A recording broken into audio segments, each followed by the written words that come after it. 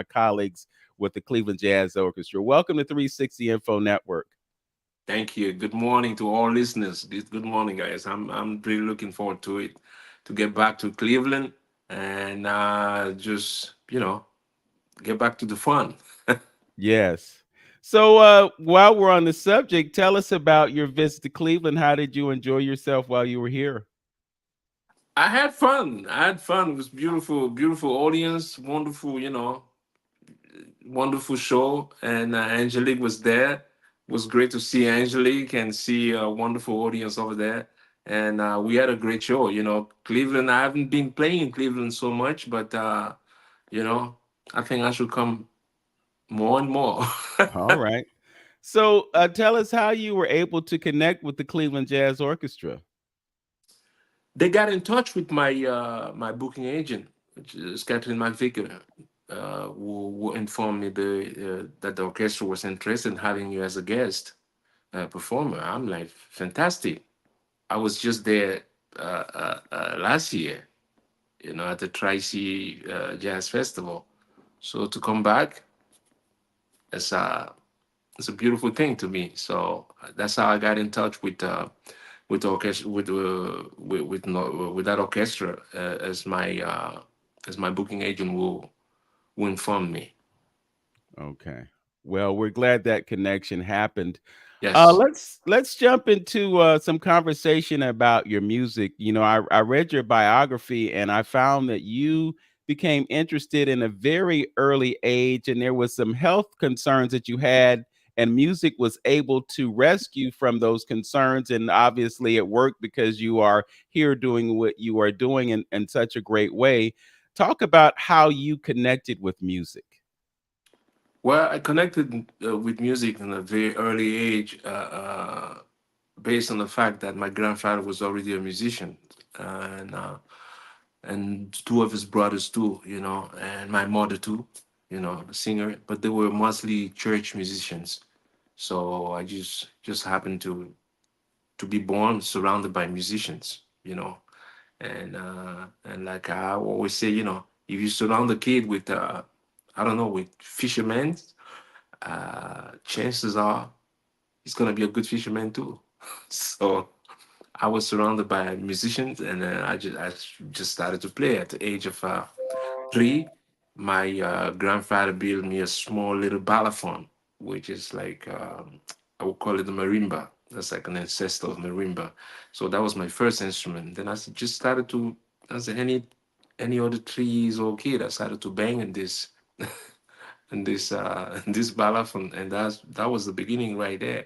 And at the age of I was 5 when I joined the band in a church. And you went on to create your own instrument. Can you talk about being an inventor and musician at the same time as a child?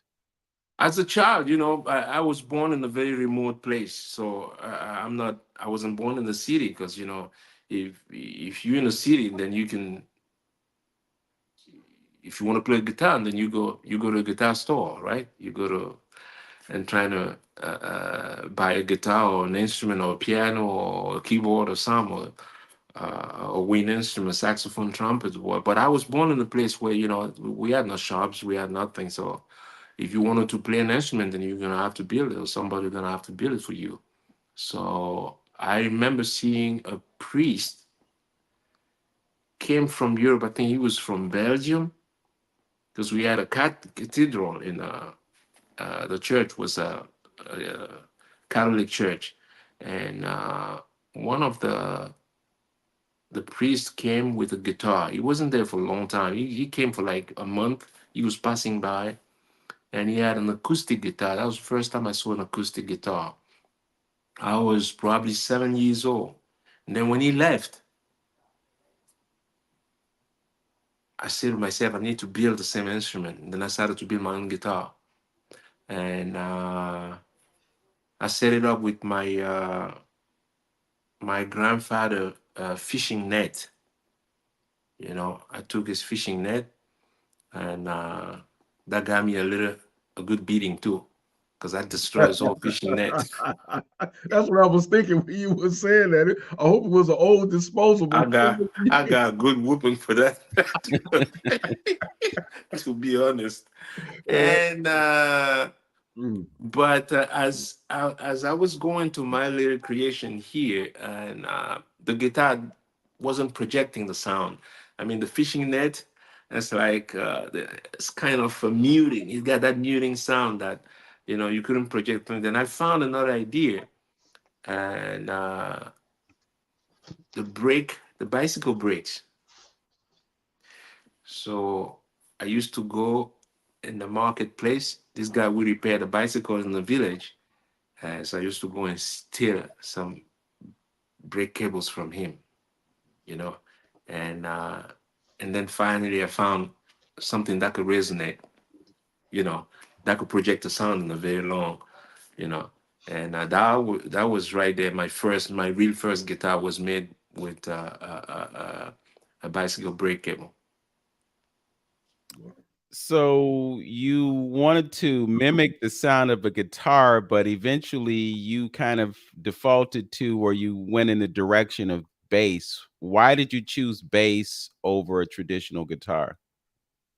Oh man, bass came long after. I was already a professional musician when the bass came in the picture. I played guitar for a long time. I mean, long time. I'm a kid. I was 14 years old when now I'm in the city, living in a city called Douala, and our economical capital of Cameroon. So playing there every night, and we used to play in this place, and basically, people dancing. How those bars and and we used to do 9 to 6 in the morning every day, Mm. from 9 p.m. to 6 in the morning, no breaks. So they're not one set, two set like we do now today.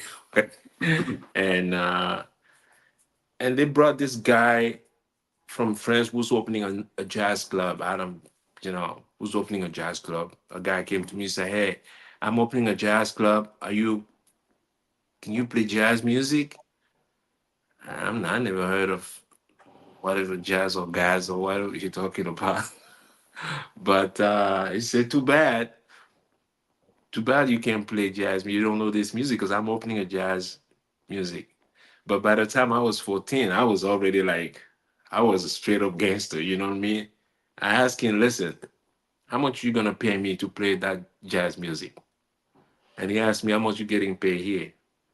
So I get paid 500, which is like equals like $1.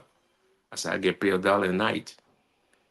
And he told me, listen, kid, if you could play jazz music, I'm gonna pay you 20 times what people paying you here. And I'm like, I like this French guy. Frenchman, I like you. You serious? He said, yeah. So you know what? I don't care who wrote this jazz or gas music. I don't care if it's a military music. I don't care who wrote this music. I can play this music. So I Yeah. came to jazz for economical reason. And then we went to this place. And then he asked me, choose one. He used to collect. He was a huge collector of LPs. And he had about 400 or 500 of those. And he asked me pick one. Then I picked the first one, and he put it on the turntable. And that's Jaco Pastorius playing Charlie Parker's song called Donnelly, a duet, him and Don Elias on congas and him on electric bass. That's when I heard an electric bass playing Donnelly. And it's not even a beautiful cover to be like, maybe I was attracted by the cover because there were many other. I just wanted to, what if this guy wants me to play? And then I heard that. That was the day I became a bass player.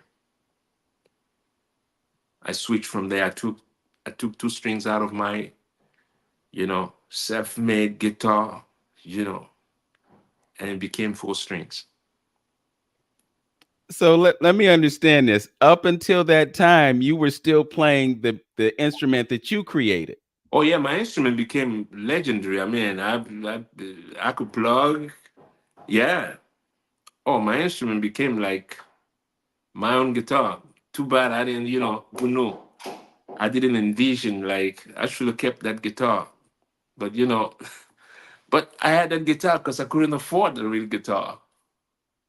That was also the thing, Yeah. and my guitar had a beautiful beautiful sound, and I was the only one who could play it too because I made it. So I knew I couldn't slide that much because if you slide, you get caught because the brake cables are very sharp. Yeah. So I knew how nobody could play my guitar. I made that guitar, nobody could play it because once you make that guitar, you know the place where it's really sharp that you should avoid, and you know the place where you could really play and stuff. So if you don't know it, you could actually hurt yourself. Mm, mm. Well, 20 times what you were getting paid was obviously an incentive for you to do something different. What? But I'm curious about what you were playing before you made this transition. And the reason that I asked this is because earlier you mentioned your connection to the church. So, it kind of mirrors the path that many musicians here take. And first they start in gospel music and then they move into secular music. And then some of them connect with R&B, some of them connect with jazz. But I'm curious about your trajectory as a musician. Talk about the music that you originally were connected with, and how that evolved up into that point where you discovered the magic of the bass.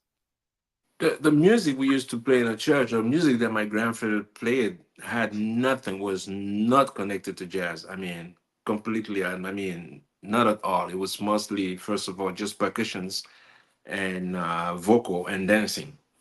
So, and they were all mostly like traditional songs, really traditional, straight up traditional songs, and that they turn into a cantique and change lyrics sometimes to praise the Lord in the church. But those same songs have different words in in the village when we do all the ceremonies. So they were mostly ceremonies musicians, and from the church,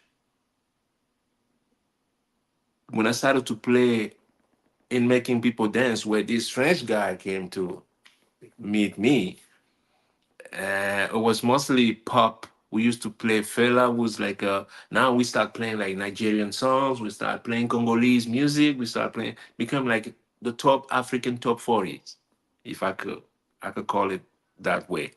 So in those bars we were not playing traditional music anymore. But I adapt my guitar to those uh, uh, to that new sound because it was a new sound to me coming from where I came from.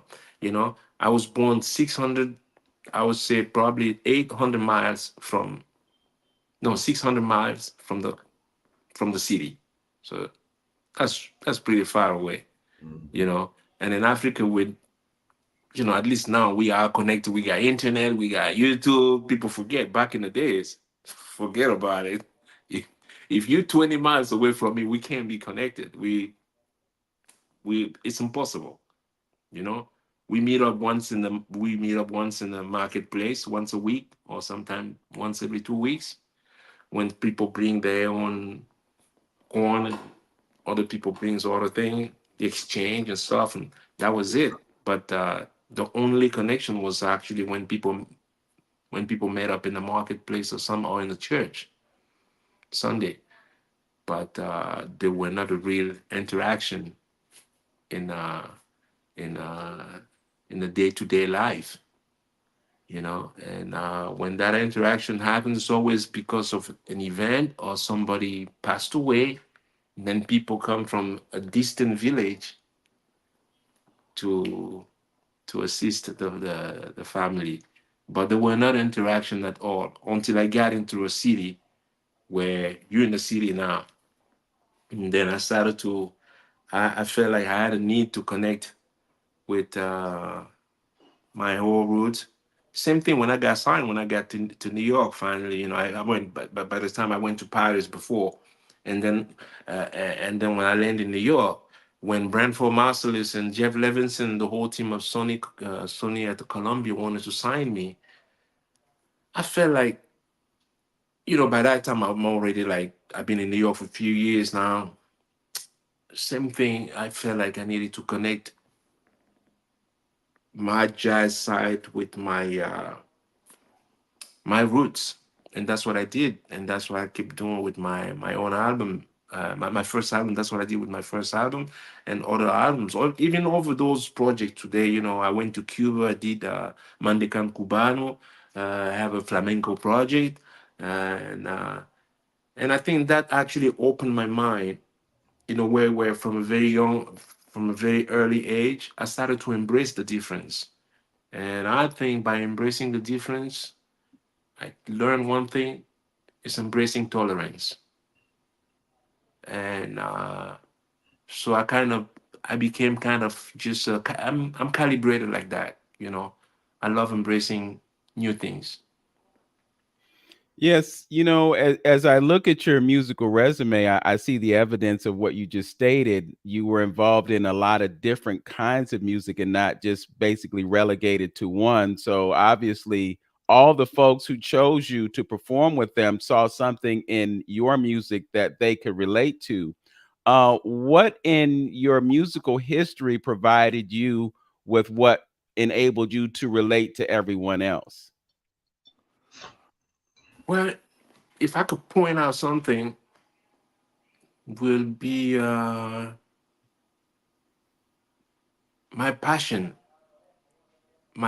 to this art of music. The thing is, I tell I mean, because I used to teach at NYU, I used to tell them, most of the time, in anything you want to do in this life, there's one thing you should apply to your is the is repetition. Excellence. I came to learn that excellence is repetition. You want to be good at doing anything, just do it every day. And that's what I do every day. I just play music. I don't have I don't have a hobby. I don't have I just play music, and I love doing it. I could sit here in my studio hours and hours and hours, days, and I'm happy because that's what life is all about, happiness. And I found this happiness playing music. So it's no longer. I know people point out practice. Practice sound like a job to me, you know.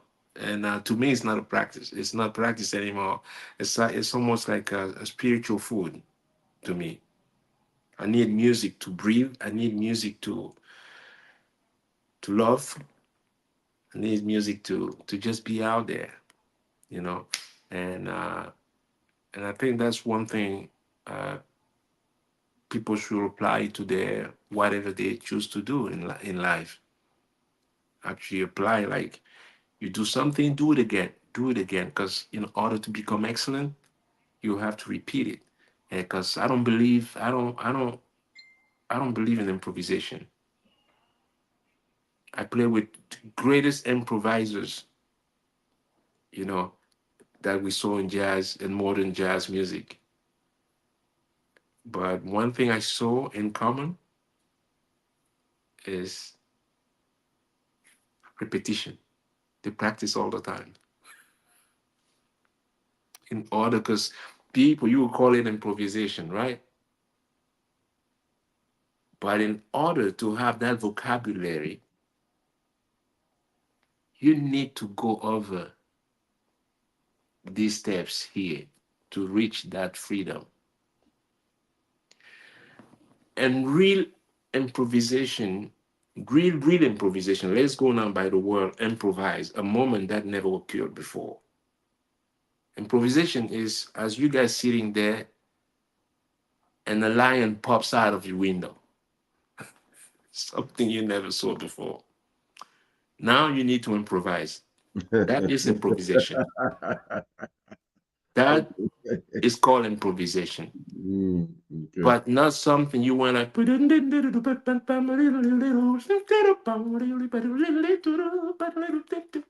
But you start again, and you perfect. I mean, you practice this to a perfection, close to a perfection, because we're never perfect, you know. But you will practice a lot to become excellent. But we never reach perfection in music. But that's how that becomes what we call improvisation. I saw a video of you, and the caption on the video said, "This is unreal." And what you just did vocally matched what you were doing with the strings on your instrument. Uh, but you made a really interesting comment about not believing in improvisation, and I just so happens that both of us are musicians. I play piano, he plays drums. We're both percussionists in that sense, and I've been on this lifelong quest to understand improvisation. And I can see um, how practicing could enhance your ability to do what you do, but I'm puzzled by your disconnect with improvisation. But I guess I understand that because you have practiced so proficiently over the years, it enables you to do those things without really thinking about them.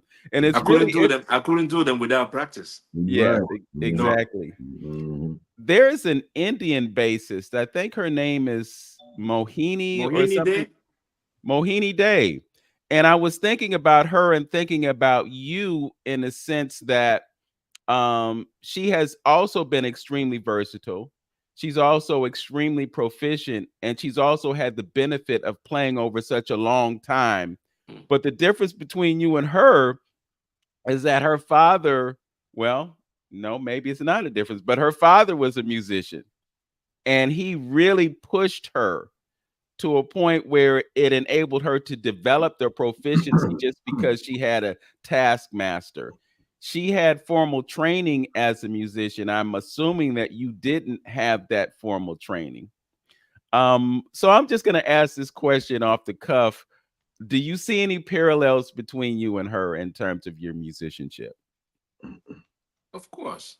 I mean, she comes from India. An amazing traditional background of music and music in India, my friend, man, it's unbelievable. So rich, and she's very developed, technically developed too. So I see similarities, and between her and I, we actually both sign up as a as a mark-based endorsers. We endorsed by the same company. Okay. Yeah, she's endorsed also by mark-based, so she's my colleagues and partner at the company in Italy. And Mohini, she's a tremendous, she's a wonderful musician. She writes beautiful music too. Because there's some players that are not like composers and stuff, but she's actually a great composer too. So I see similarities between her and I. Okay. If you're just joining us, you're listening to 360 Info Network right here on AM 1490 WERE. Our guest is world class, international bassist, Mr. Richard Bona. And we've just been talking about the similarities between he and Mohini Day, another fantastic bassist. Who knows? Maybe at some point we might be privileged to have Mohini Day in Cleveland. Maybe, maybe we should talk about having a bass Please face invite off. her. That would be phenomenal, wouldn't it? Just also want to remind you that you will be able to see Mr. Bona at the Maltz Performing Arts Center on Friday, April 26th at 7:30 p.m. That's next Friday. You want to get your tickets. And if you are interested, I am posting the URL on our screen. You can grab that URL. You can go directly to the website and get your tickets. I understand the tickets are selling, and you want to get those tickets before they are all gone. We want to see a packed house with Richard Bona and the Cleveland Jazz Orchestra. So you opened up that door. Let's talk about you being an instrument designer and your affiliation with Mark Bass. How did that materialize? Well, Marco was the head of a company because I used to be signed with Fodera for a long time, over 20 years, I think. And then I had a need of the designing a bass that affordable, because my signature model in with my previous company was close to $20,000, a single instrument. So I thought I wanted to design, not that I don't want my image to be associated with very expensive thing. I think I just had a need to. I think we could today, with the technology we have, I think we could develop a cheaper instrument that's affordable, and I want to see a lot of kids playing my instrument, around the world. So then I had a meeting with Marco. Well, back in the time, he was only focusing making amplifier. We actually started to develop. We did first one. The first thing we did was an amplifier called a Little Mark Ninja, you know, and, uh, and then after that, I spoke to him about uh, my idea about the guitar, and then we started to talk about it, and it took us 2 years, and I told him there's some beautiful woods, that resonates a lot. And I come from a wood country, so I know wood because, the variety of wood using balafon Mm. and stuff.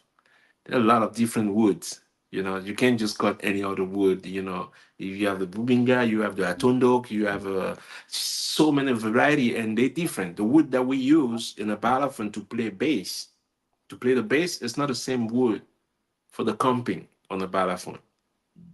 Same with the solo instrument back then. We used to use man, I'm forgetting some name now. What was the name of the yellow wood? In the church, the bass was the comping was completely close to dark. The bass was brown wood, and the solo part was actually completely yellow wood. I forgot the name of the yellow wood now, but I could find it easily. So coming from that background, I have a knowledge, some knowledge on wood. So we started to talk about it. Indonesia, we got also, because we almost same. Indonesia got some similar woods too. So some of our woods they come from Indonesia too, because of as you know, in Africa is kind of a forbidden too, even if people still doing it, but it's forbidden. So for now, I don't want to be cut into that. But we get this same wood from Indonesia, where everything is regulated over there now. So we get some of these woods from Indonesia, and then we started to develop bases. My first one, and I decided to give them names of highest mountains in Africa. So the first one that came out was the Kilimanjaro, and second one that we developed is the Kimandu. So when you go to my base website, you can see those beautiful instruments, and so yeah, so that's where we are now today, and we have the third one, which is called the F1 Formula One. So that's like our top line on the chain now. It's called the Kilimanjaro F1. Okay. So I got three bass design at Mark Bass now. Mhm. Beautiful instruments. Just the wood alone makes it an attractive instrument. But I noticed something also from the person who was demonstrating the instrument, and that is it seemed to be lighter than conventional basses. Oh yeah, Can I wanted to be light because my bass before was a little heavy, and now I was having a problem with my back. That's also the reason why I try to go to my other company before. I say, man, I need a lighter bass and a cheaper bass. We need to develop, but their vision into it was no, we don't want to start making cheap bass because that may affect Bottom our line. marketplace, which is completely, we are you Giorgio Armani, you're not going to start making a very cheap bass because you could be shooting yourself in the leg, which I understand too. So and then we started to make this bass at more bass. We have some bases that goes, they cheap it up to $800, which now I see kids. I go to South Africa, I see kids playing my bass, and I'm happy because I'm a father too. You know, you wanna give a gift to your son or your daughter. Man, to pay 20 grand for a gift, man. If I buy you a 20 grand gift, man, you better play that thing in the morning. I want to hear it at noon. I want to hear it at night. I don't want to hear no sleeping. But Absolutely. 700, 800, I think is it's Yeah. affordable, you know. Mhm. And so that was the whole purpose. And we we pretty I'm really happy with where the direction where we're going now. Yeah. Just a question, I guess, jumping in there. Always, want to take it home some kind of way and make that connection to the motherland, and it's just amazing to see. And I'm probably you by being from Cameroon, and I don't know how often you go back and visit. Uh, it's probably a great thing for that homecoming is, I'm sure, is great for you. And I know it's just so much talent that is flowing in Africa that possibly don't get the time and the monies and the looks that we get over here in America. But I think the internet is kind of like changing that from things from that perspective. But I would say again, necessity is the father of invention, as they say. So I think that's what a lot of us do, and I think that's the talent that most people have. And I think in Africa we had that talent of making something and creating something out of nothing. But what I want to touch on too, you struck on something that you talked about, the woods, and I want to connect that to spirituality a little bit, because you talked about certain things being forbidden, and in some of the concepts that I talk about, we talk about the spiritual, the African traditional spirituality, when you're dealing with trees and things like that. How people pray before they cut down the tree, or they ask for permission to cut down the tree. Because being a drummer myself, certain woods give out certain sounds, and they pray over certain things. And the linge, I don't know if you're familiar with the linge wood drum. Yes, yeah, okay. Those, yes, that's some of the popular wood that we use to, as far as making the djembe drum, and playing the djembe drum. But if you could talk just a little bit about, I'm just curious about being back at home, and the talent and the kids and the things that you had to do in order to survive, and tying that all together, and what brought you to where you are today, and letting our listeners know that really it's some rich culture and rich traditions back at home. Well, it's not only rich, it's very spiritual, and we use music in everything. Mm-hmm. You know, music is connected with an Yeah, African, healing and everything, healing oneself and everything. everything. When I mean everything is everything. Mm-hmm. We go to church, we play music. Mm-hmm. Somebody passed, we play music. Somebody's born, we play music. We go to the river fishing, we play music. We go to a farm, we play music. Mm-hmm. So I think it's also the fact that music's actually, people forget music. My childhood, there's nothing you could do without music. I mean, nothing. Music got to be involved. Music is our, you know, Direction. yeah, And that may be really the reason why, and maybe I know that's the reason why they capture, they take control of the music that we hear here in America, because it's directional, it's driving, it's influential, it's motivative, it's inspiration. inspiring, Yeah, all of that. And so they can't leave that to go on its own untapped. They got to control that, because with that you control the people. You control the yeah, tempo of the people. You yeah. control the energy of the people. You could, it's Get important. control of their music. And it's something that Vince talk about all the time, and relating that music into, into education. It's related to education and everything. So, what we have to understand its importance, and why the system tries so hard to captivate it and control it. Because I don't Because know they how. know it's the main essence. They know Yeah. that's the main essence Yeah. of your culture. Yes. Yes. They didn't go get something else. They got the music. Hmm. Richard, I think we're seeing kind of I don't want to say a resurgence, but we're seeing an immersion of African music in American culture now.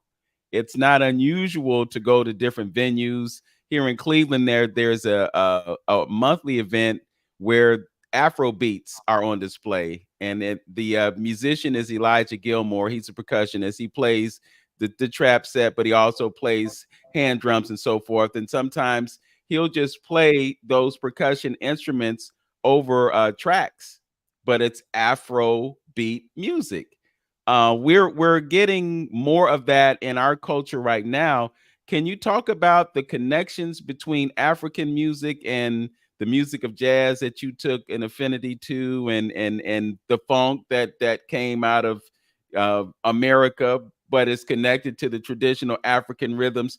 Talk about how music has been kind of cohesive in terms of bringing Africans and African Americans together. And was it an easy transition when you started playing jazz, from what you was doing?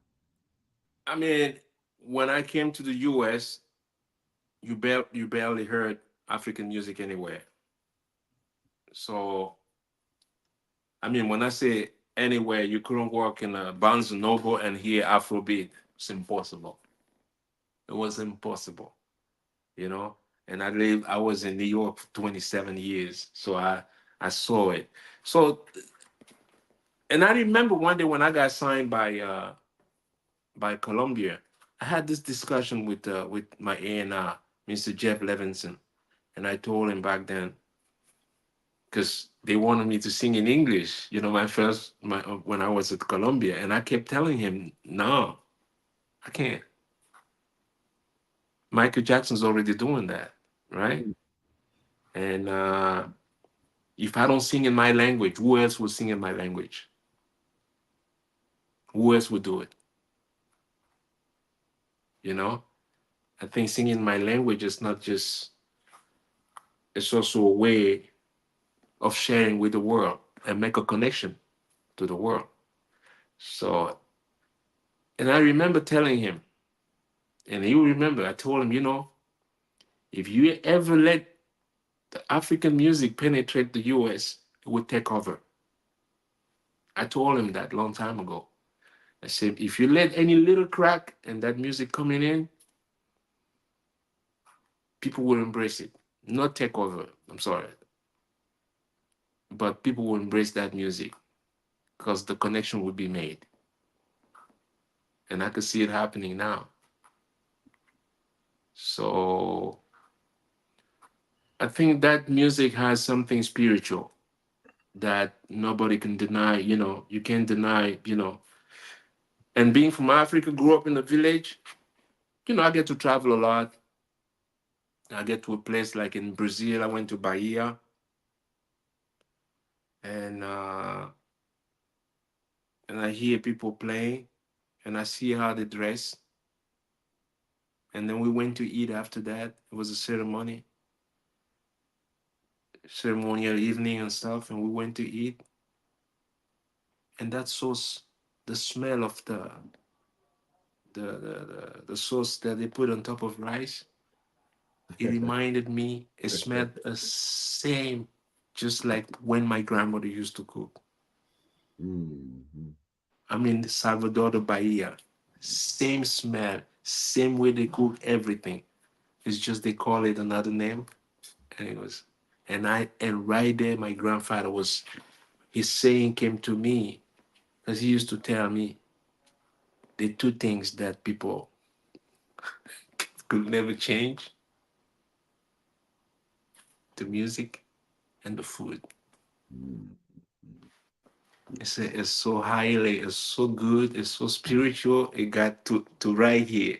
And no way they will change that. So you go to Cabo Verde in Africa there, they will call it cachupa. But when you go to Brazil, they call it feijoada. When you go to, but it's the same food, same ingredients, same way they cook it.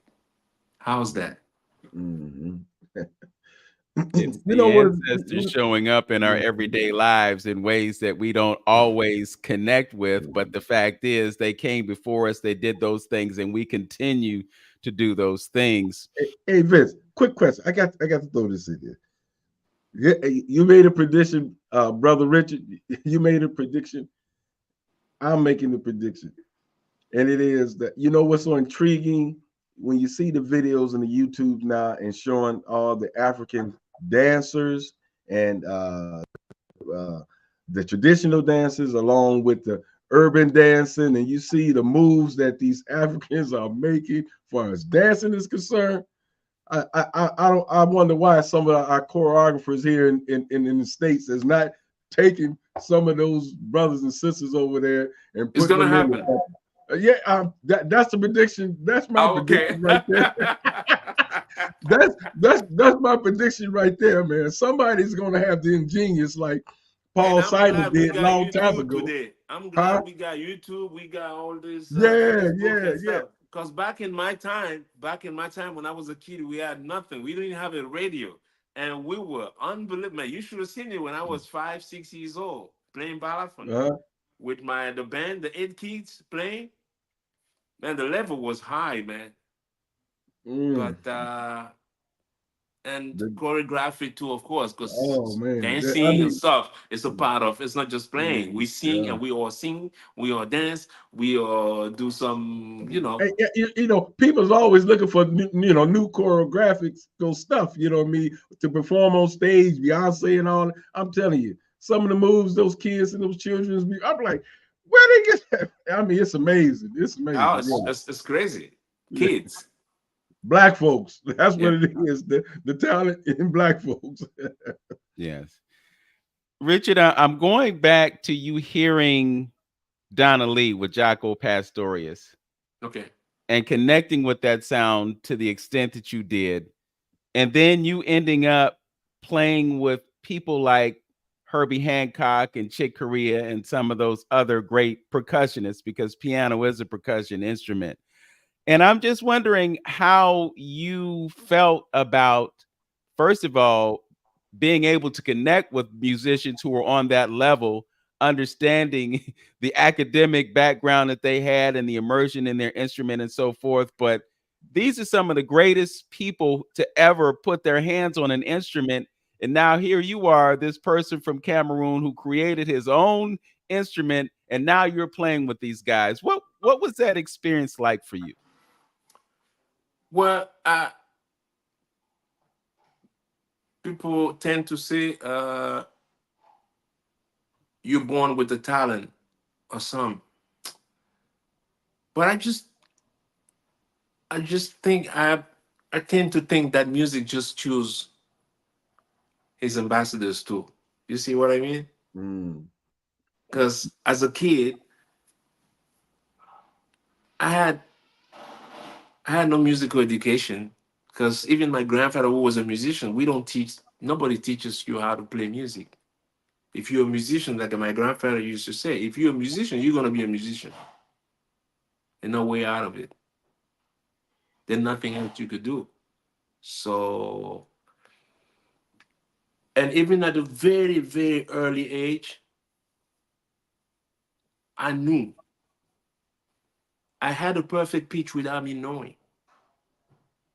Just as a kid, nobody ever told me this was. But by hearing the balafon in the church, but just by hearing as a kid, listening to balafon in the church, when my grandfather made a balafon, my first balafon to me, I tuned it.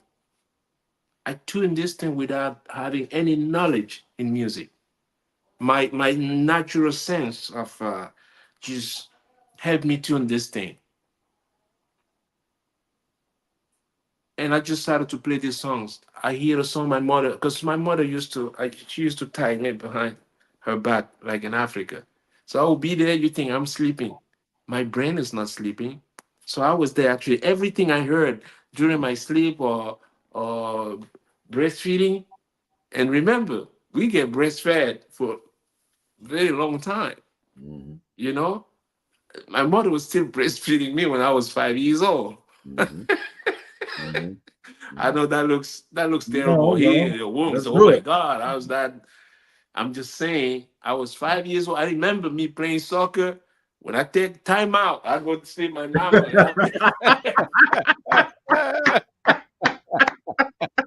and I'm there. I'm like, yo, what's up, man? Yeah, yeah, yeah. Give me 2 minutes, okay?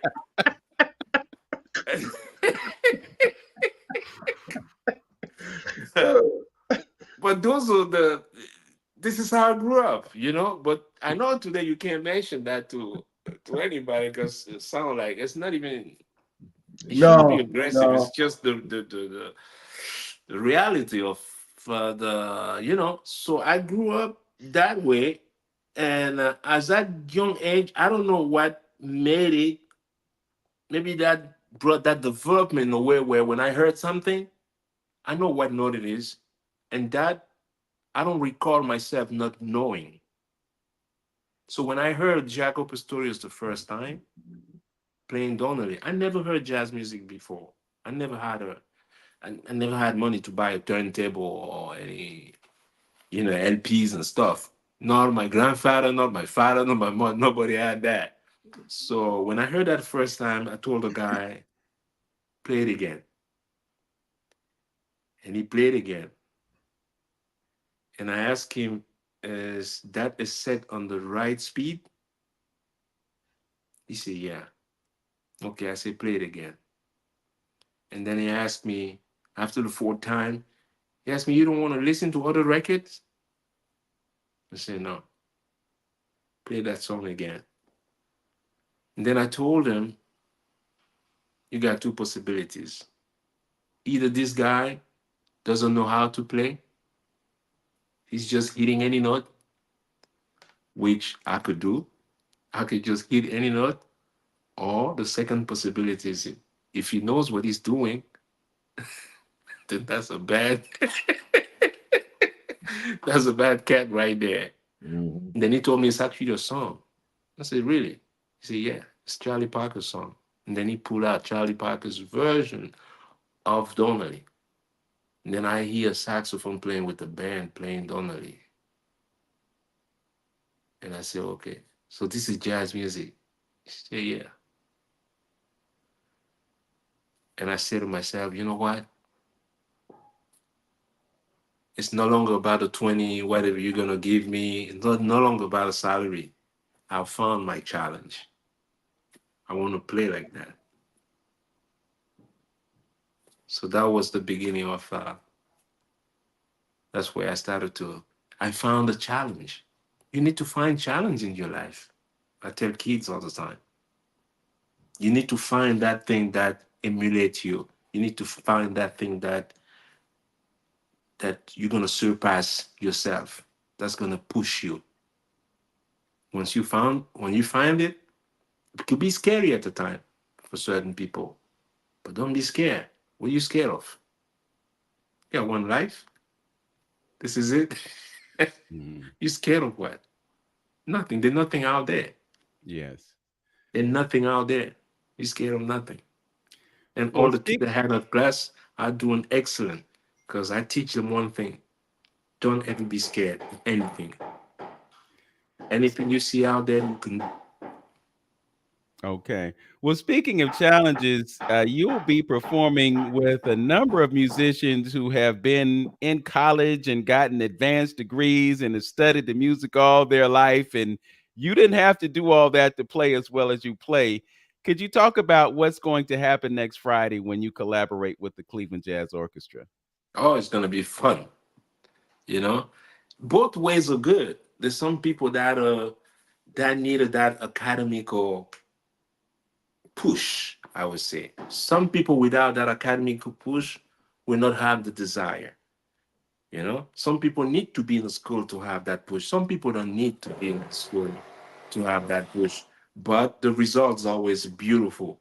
People that went through this way as a week when we meet, that's a beautiful thing about the music. At the end of the day, we get to speak the same language, you know, and it ends up sounding really good, and that's what I'm looking for, and I can't wait. Yes.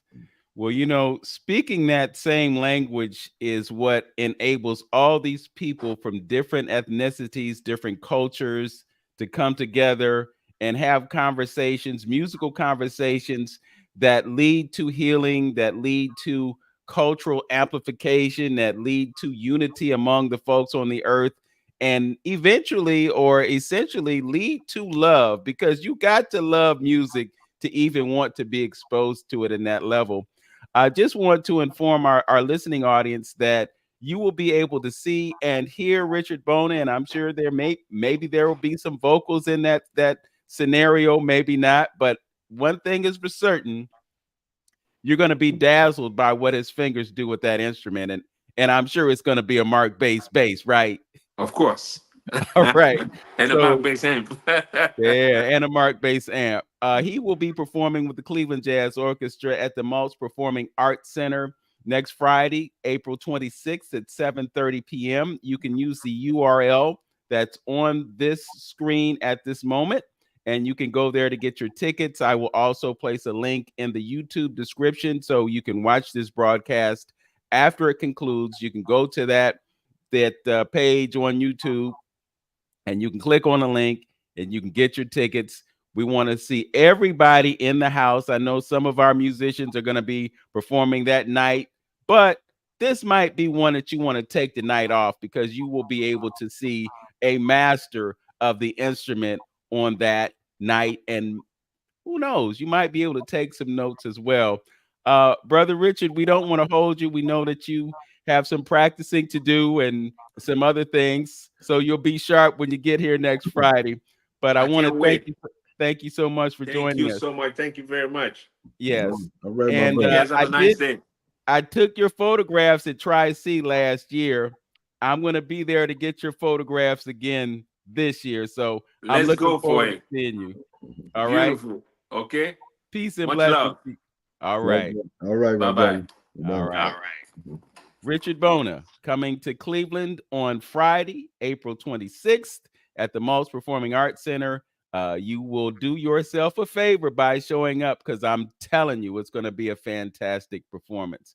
Brother Hamtonio, any parting words before we conclude our broadcast today? Yeah, just remind folks, we want to come out and represent ourselves downtown on June 29th. So come on out and participate into the parade and festival. So if you know a group or whatever that want to be in the parade, give me a call, 216-323-6155. And remember, next Saturday, we should have our good brother, Malefi Asante on. So make sure you stay tuned for that. Looking forward to that. Also, want to let you know, I believe next Sunday, the fourth Sunday of the month, the Jazz Poets will be performing at Rudy's Pub. So we'd like to welcome you to come and check us out. It's free from 6 to 9. Also, I just want to give a shout out to our brother. I'm sorry, I want to call him Hamp, but his name is Tone Harley. He is the engineer for our show. We sincerely appreciate what he does to make sure that we're getting on the air. And he had a vacation last week, came back. We're glad he came back. Thank you to you who are listening and viewing us. As always, know yourself, love yourself, be yourself, make today your absolute best day. Peace. Peace.